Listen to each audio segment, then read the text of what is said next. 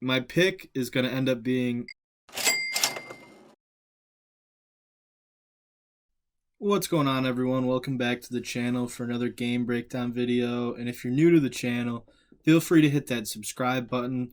I'm giving away daily picks for free, and they've been hitting at a pretty decent rate. So if you want to make some cash, go ahead and subscribe. This video, we're going to take a look at Game 5, the Warriors and Grizzlies in their Western Conference Semifinals series. Taking a look at the offensive side of the ball, Warriors are averaging about 112 points per game. They're shooting 36.7% from three. They're shooting 55.6% effectively from the field, which is first in the NBA. And their free throw percentage is just above 75%, which isn't great. You'd like to see it a bit better for how well they shoot the ball everywhere else. Then the Grizzlies average about 115.5 points per game. They shoot 35% from three.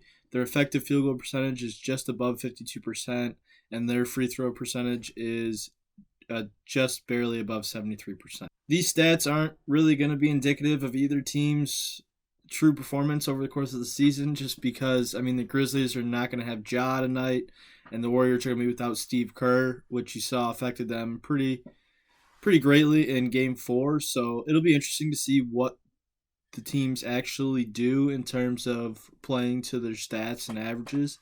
But either way, I would give the slight offensive edge to the Warriors. I know the Grizzlies score more points per game, but that's just because they possess the ball more and have a much more fast-paced tempo, whereas the Warriors are much slower, but they're much more efficient on offense. So always got to give the edge to the more efficient team, which is the Warriors. Then defensively, the Warriors give up about 106 points per game. They hold their opponents to 34% from three and 44% overall from the field. The Grizzlies, on the other hand, give up about 110 points per game, which is about 4 points more than the Warriors. They hold their opponents to 35% from three and 45.6% overall from the field. Again, there's not a huge discrepancy between the two teams. I think both teams are top 10 defensively, but I'm going to have to give the edge to the Warriors. Their stats are better, and overall they match up well. The only matchup that's tough for them that I see is Jaren Jackson, just because they don't have a true big man. Draymond will oftentimes get matched up on Jaren. He's got a big height advantage and size advantage, but other than that, they can kind of match up with everyone on the floor and play pretty good defense. So I'm going to have to give the defensive edge to the Warriors. Then in terms of home court, we're going to have the Grizzlies at home tonight, which is, I think, partially why the line is only set at 4 points. Aside from Ja and Steve Kerr being out, I think home court advantage has been huge in this series. So the Grizzlies being 4-point dogs at home, they've been dogs pretty much the entire series. Ja being out does not help, but 4 points I'd probably say is pretty accurate in terms of the line set for this game. Then taking a look back at Game 4, it was very low scoring compared to the other three games. As you can see, the scores up in the right-hand corner. The Grizzlies, again, were without Ja, and the Warriors didn't have Steve Kerr, so both teams were kind of playing with a bit of unfamiliarity. The Grizzlies had been without Ja for quite a few games this season, so they kind of know how to win without him. Tyus Jones is a decent replacement for Ja, but he's nowhere near what Ja Morant is and how he's been playing this series.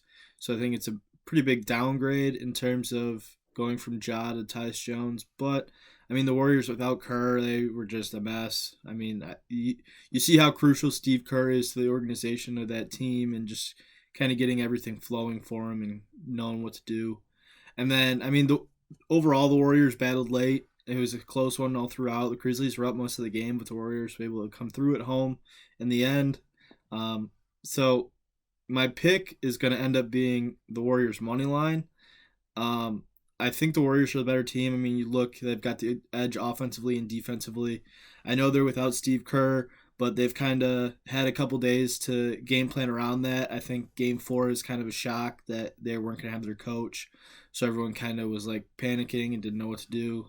They've had a day or two to kind of plan around not having him on the sideline, so they'll be a bit more prepared. And then the Grizzlies without Ja, I would expect them to play similar to how they played in Game 4. I mean, Overall, it'll be a good game. Every game of the series has been a really good game. I just think the Warriors are the better team. And I think without Kerr, you can't really take the spread, and then being on the road, I don't want any part of the spread. I think the Warriors come out with this one narrowly like they did in Game 4, so I'm going to take the Warriors money line.